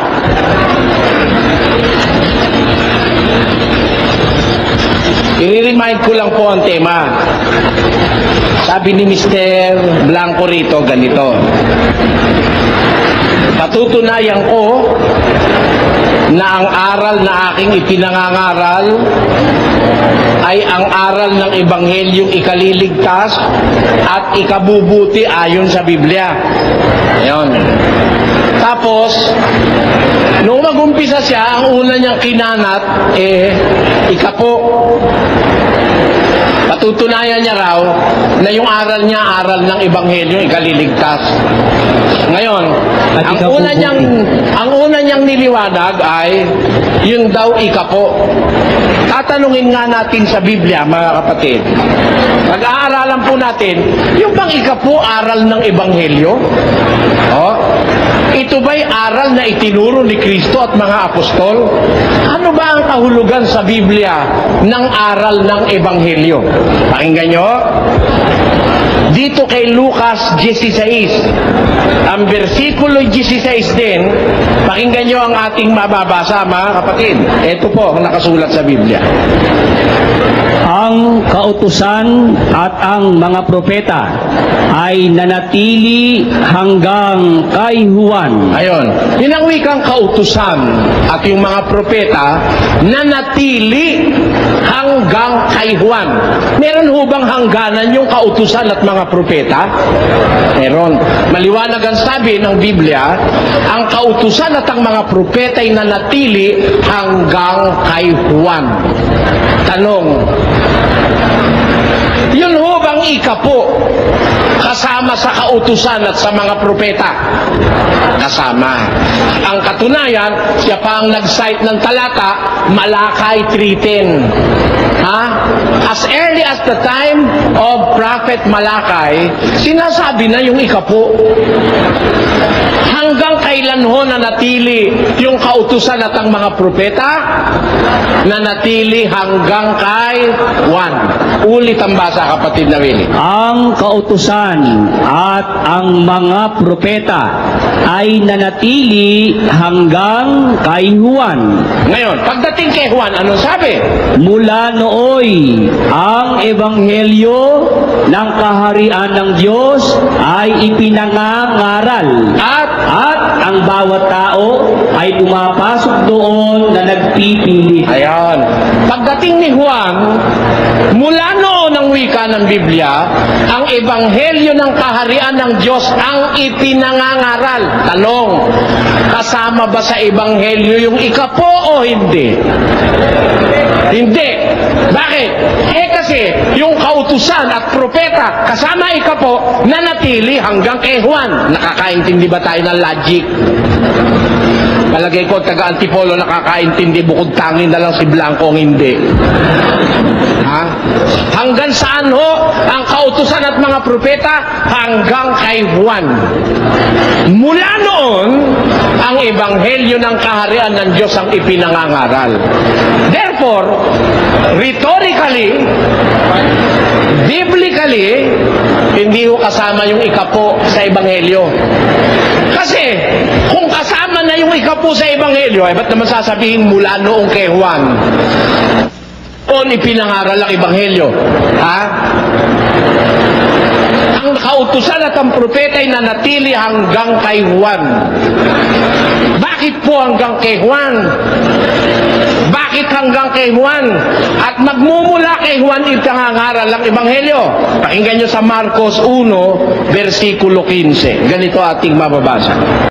Pagkatapos ng madakip si Juan, ay napasa Galilea si Jesus na ipinangangaral ang ebanghelyo ng Diyos. Ayon. Kailan ho inumpisahang ipangaral ang ebanghelyo ng Diyos? Nang madakip si Juan at mailagay sa bilangguan, napasa Galilea si Jesus na ipinangangaral ang ebanghelyo ng Diyos. Therefore, ang pangunahin hong nangaral ng ebanghelyo ng Diyos, walang iba kundi ang Panginoong Jesus. Tanong, nung nangangaral na ba ang Panginoong Jesus, ipinangaral niya ba yung ikapo? Dinatna na niyang nag-iikapo yung pinangangaralan niya. Ayun. Tamo, di alam ng taga-Antipolo. Nung mangaral si Jesus, dinatna niyang nag-iikapo na yung mga tao. Nag-iikapo na. Kaya nga nung sumbatan niya, eto sumbat niya. Pakinggan niyo. Sa aba ninyo, mga eskriba at mga fariseyo, mga mapagpaimbabaw, sapagkat Bakit sa aba nila? Bakit? Kawawa naman sila. Woe unto you. Sinisisi sila ni Kristo, sinusumbatan sila. Sa aba ninyo, mga skribas at mga pariseyo, sapagkat nangagbibigay kayo ng saikapu. Ayon. Nagbibigay sila o pinagbibigay sila? Nagbibigay na. Dinat na niya, nagbibigay na pala sila. Nung nangangaral pinangangaral siya ng ebanghelyo, hindi na pala kasamang ipinangangaral niya yung ikapo. Kasi ang dinatnan niya na pinangangaralan niya ng ebanghelyo, kasalukuyan ng nangagbibigay. Present progressive. Ulit. Sa aba ninyo, mga eskriba at mga fariseyo, mga mapagpaibabaw, sapagkat nangagbibigay kayo ng sa ikapu ng yerba buena at ng anis at ng komino, at inyong pinababayaang di ginagawa ang lalong mahalagang bagay ng kautusan. Ayan. Kaya pala ito mga pariseyong ito'y kaawa-awa naman sa paningin ni Kristo. Mapapahamak sila kasi alisto sila sa pagbibigay ng ikapo. Pero mo pati anis. Sino ho nakakaalam sa inyo ng anis? Gaano ho kaliit ang anis?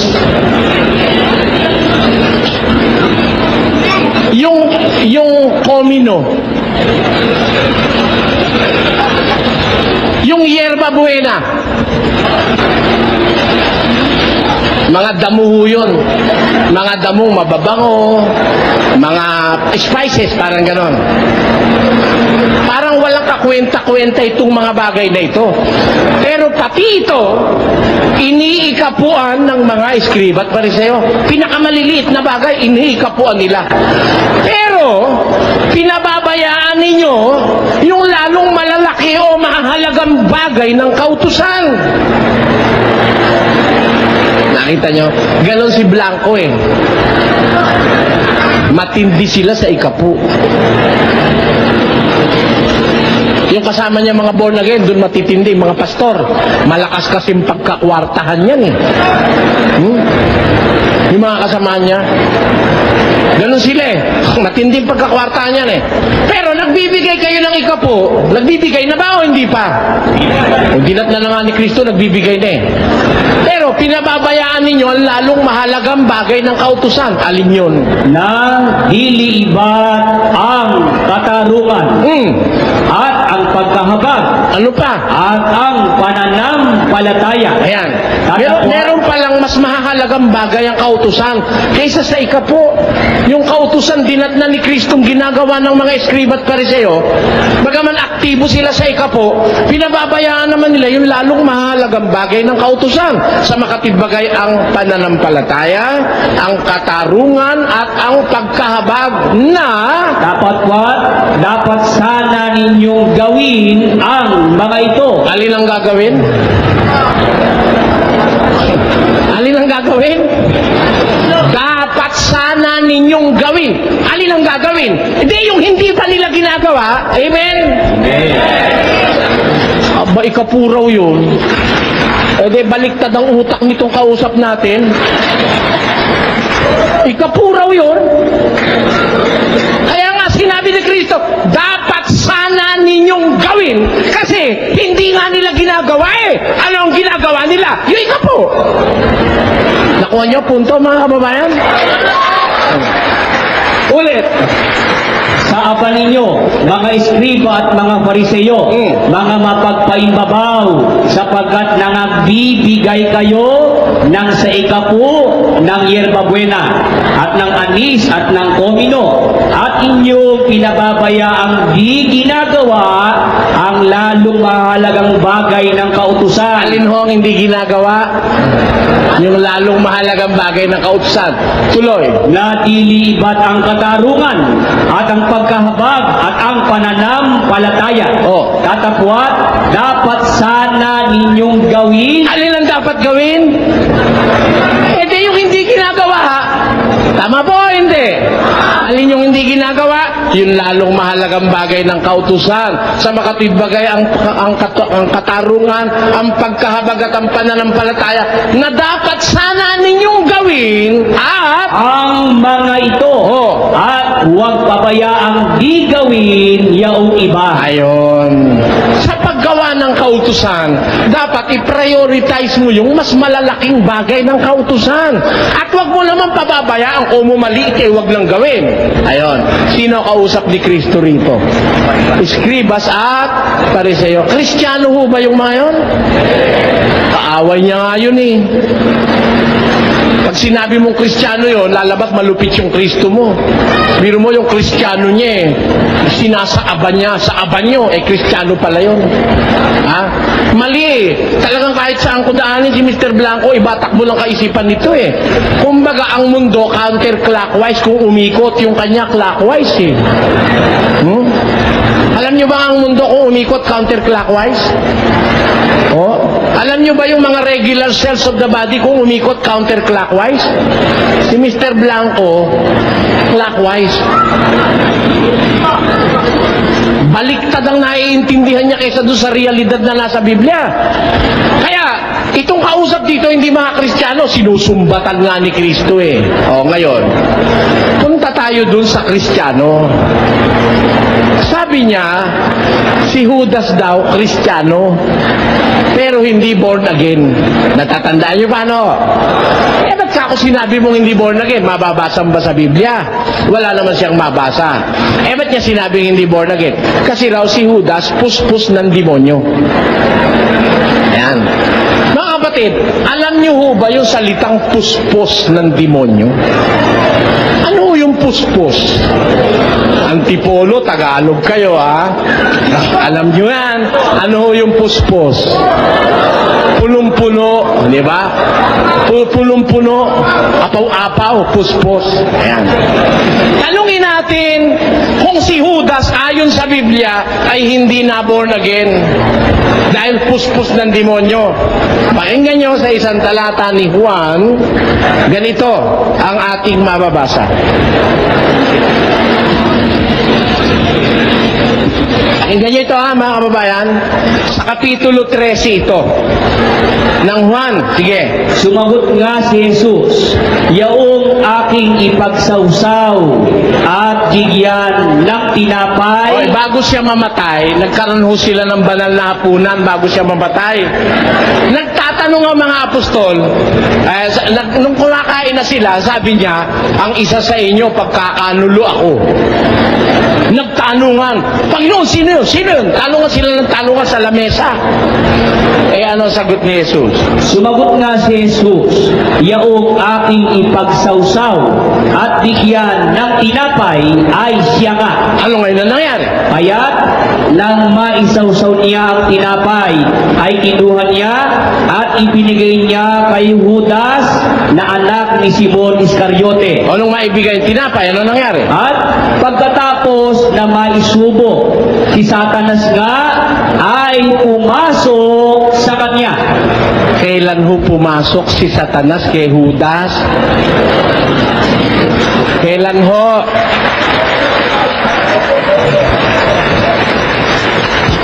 Kailan ho siya napuspos ng demonyo? Wala raw mababasa sa Biblia, hindi ka lang marunong magbasa. Nakita mo? Paul na naman, ikalima yan, gagraduate na yan, makita nyo. Kailan ho napuspos ng demonyo si Judas? Nung huling hapunan. Pero sa umpisa, si Judas may born again. Basa, pakinggan nyo sa Mateo 10. Ganito ating mababasa. At pinalapit niya sa kanya ang kaniyang 12 alagad. Kaninong alagad? Alagad ni Kristo, hindi. Alagad. Kristiyano ba yung alagad o hindi? Kristiyano si Judas eh. Born again ba? Tuloy. At binigyan niya sila ng kapamahalaan laban sa mga karumal-dumal na espiritu. Yung mga 12, binigyan ng kapamahalaan laban sa karumal-dumal na espiritu. Nung panahon na yon, may karumal-dumal na espiritu na ba kay Judas? E binigyan nga siya ng kapamahalaan para sa mga karumal-dumal na espiritu di ba mga kababayan? Pakinggan nyo, tuloy natin. Upang mapalabas nila. Magpapalabas pala sila ng mga karumal-dumal na espiritu. Sino itong mga 12 alagad na itong binigyan ng kapamahalaang magmilagro at magpalabas ng karumal-dumal na espiritu? Sino yan? Tuloy. Ang mga pangalan nga ng 12 apostol ay ito. Alin yun? Ang unay si Simon na tinatawag na Pedro at si Andres na kanyang kapatid. Sino pa? At si Santiago na anak ni Zebedeo at ang kanyang kapatid na si Juan. 4 na, tuloy. Si Felipe at si Bartolome. 6 na. Si Tomas at si Mateo na maniningil ng buwis. Si Santiago na anak ni Alfeo at si Tadeo. Si Simon na Cananeo at si Judas Iscariote. Kasama mo si Judas na binigyan ng kapamahalaan o hindi? Born again ba si Judas o hindi? Kaya delikado yung born again. May possibility pasukan din ng demonyo yan. At ang palagay ko, sa tabi ko meron ngayon. Bakit? Huwag mong sabihin si Judas nung tawagin ni Kristo, puspos na ng espiritong masama. Puspos na ng demonyo. Binigyan pa nga ng kapamahalaan At ang katunayan, hindi masama si Judas sa umpisa. Ginawa pa ni Kristong tesorero. Dito ba may organisasyon kayo rito sa Antipolo? Pagkabatarantado tao gagawin yung tesorero? Siyempre, ang ginagawa mong tesorero, yung taong sa inaakala mo'y tama ang gawain. Tiwa-tiwala. Kaya lang, yung tiwala ni Kristo at pagmamahal, sinamantala ni Judas, ninakaw niya yung laman ng supot na hinahawakan niya. Doon sumama si Judas. Ayun ang dapat yung maintindihan. Kaya, nung totaling mapuspos siya ng espiritu, kailan? Nung maisubo na sa kanya yung tinapay sa huling hapunan. Kaya huwag mo sasabihin, kapatid, na si Judas hindi na born again. Naglaladlad ka ng lagim sa sarili mong bayang Antipolo. Huwag kayong maniniwala pagka ganito aral na tatanggapin nyo rito. Mas mabuti manood kayo ng Andatindaan. Bakit? Pagka ang pakikinggan nyo'y ganito lang ang alam sa Biblia, nangangahas ng tutulan ako. Ba? Ako raw ilang minutes pa? Ako po raw hindi raw ako marunong ng grammar. Hindi raw ako marunong ng Biblia. Hindi raw ako marunong ng grammar. Ba't mo ako pinatulan? Ba't mo ako hinahamon? Wala pala akong alam. Sabi ng Tagalog, ang pumapatol sa wala, ulo lang iyong kamuka. Di ba yun ang sabi ng Tagalog? Time na raw time na raw. Salamat po.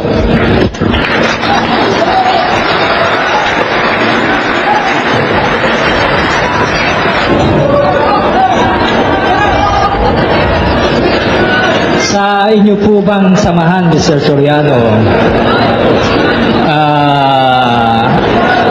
masama po bang magnakaw?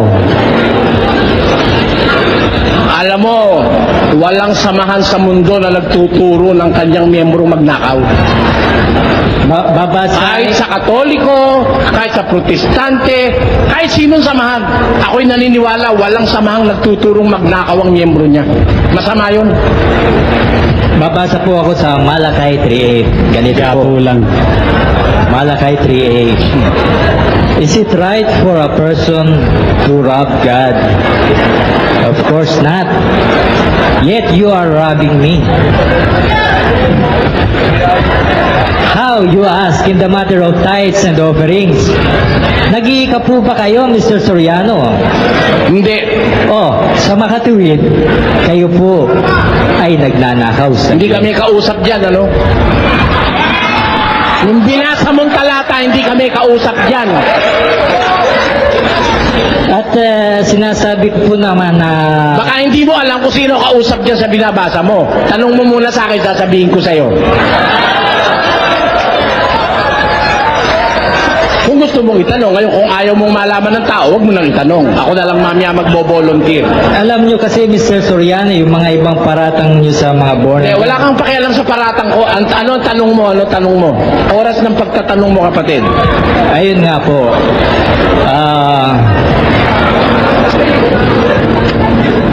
sabi po nyo, wala kaming grammar. Wala akong sinabi na wala kang grammar. Ikaw ang nagsabi na hindi ako marunong ng grammar, ano? Hindi po. Sinasagot ko lang. Ayun ang lagi nyo sinasabi sa aming mga born again. Wala kaming... Huwag mong sasabihin yung hindi ko sinabi rito. Walang pakialam ng mga tao doon sa hindi nila narinig. Ang pinag-uusapan natin, huwag kang lalabas ngayon, mali yun. Yung sinabi rito, yun ang pag-usapan natin. Sa makatwid, Mr. Soriani, iwan na po natin yan. Aling iiwan? Bayo ko sa'yo. I am under cross. Kahit ano itanong mo sa akin, sasagot ako sa'yo eh. Kung bahala ka, kung gusto mong iwan, kung gusto mo, iwan mo na naman ako, pwede rin eh.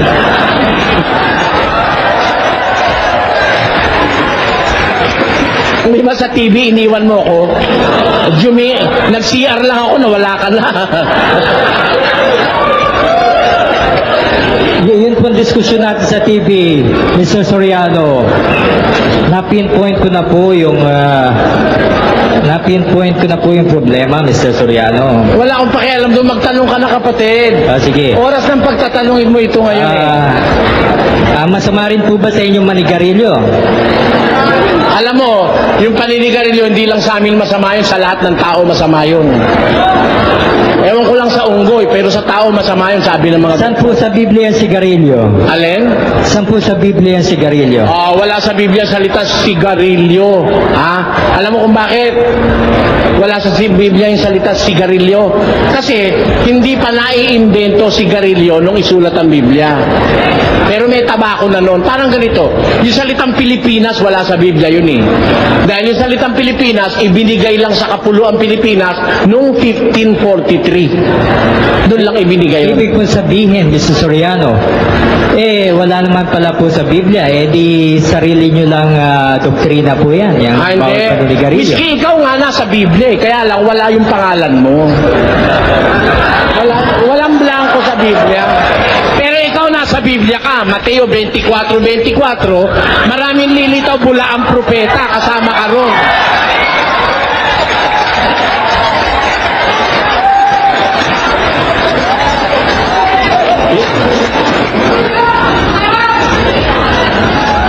Ang totoo po niya, mga kababayan, ang pinuno po ni Ginoong Soriano ay naninigarilyo.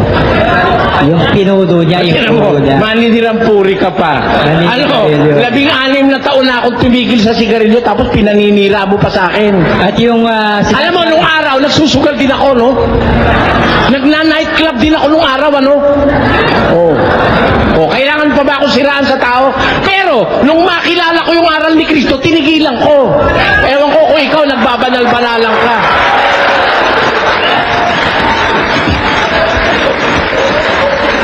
Baka gusto mo, blackjack tayo. Kaya, It is a mess.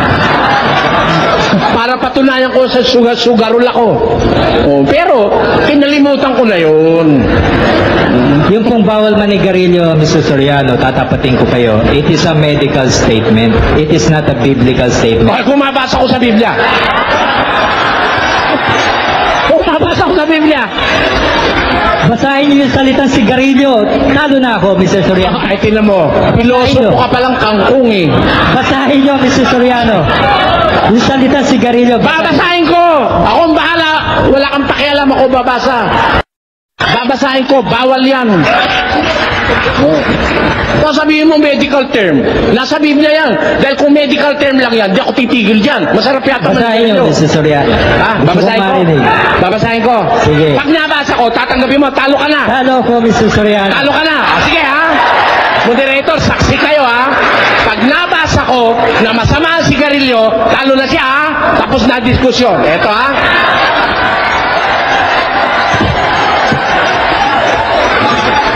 Tandaan nyo ang talata. Galacia 5:19. Patuloy. Eto po, basa. At hayag ang gawa ng laman. Sa makatwid ay ang mga ito. Tungkol sa mga bagay na ito, pinagpapauna kong ipaalaala sa inyo na ang nagsisigawan ng gayong mga bagay hindi magmamana ng kaharian ng Diyos. Ito, alam nitong gawa ng laman na hindi magmamana ng kaharian ng Diyos. Ito, pakikiapid, karumihan,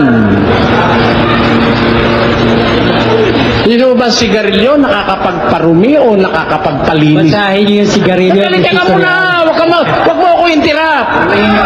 Karumihan, kalibugan, pagsamba sa Diyos-Diyusan, pangkukulam, mga pagtataniman, mga pagtatalo, mga paninibugho, mga pagkakaalitan, mga pagkakampi-kampi, mga pagkakabahabahagi, mga hidwang pananampalataya, mga kapanaghilian, mga paglalasing, mga kalayawan, at ang mga katulad nito.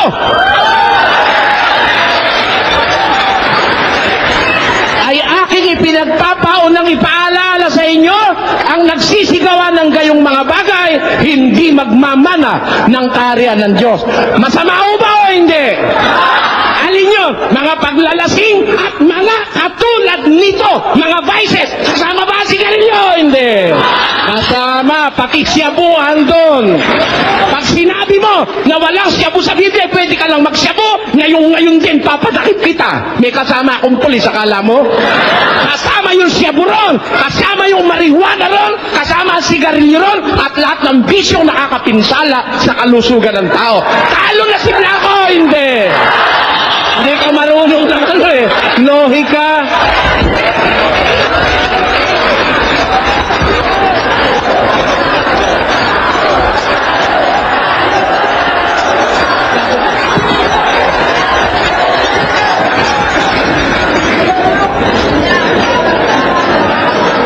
At paninigarilyo, panalo na si Mr. Soriano. Wala po yung sigarilyo doon, Mr. Soriano. Wala po. Nandun. Wala ho ba, Mr. Moderator, yung sigarilyo sa binasa ko? Andon. Kasama po sa bagay na marumi yun eh.